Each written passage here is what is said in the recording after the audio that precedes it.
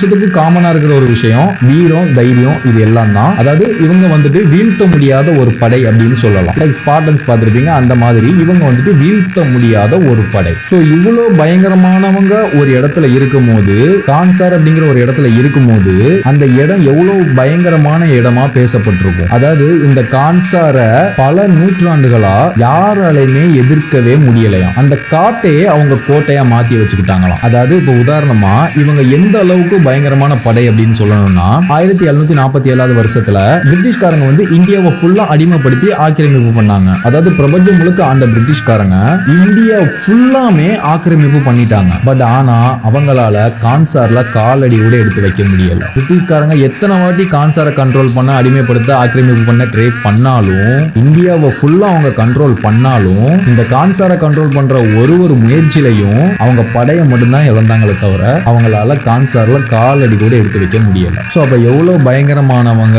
இந்த கான்சார் வாசிகள்னு பாத்துக்கோங்க. கான்சாரை அடிமைப்படுத்தக்கூடிய முயற்சியை கைவிட்டுட்டாங்க. அதாவது கான்சார் வந்து பிரபஞ்சம் முழுக்க ஆண்ட பயங்கரமான அந்த பிரிட்டிஷ்காரங்களுக்கு பயத்தை கொடுத்திருக்கு இந்த கான்சார்.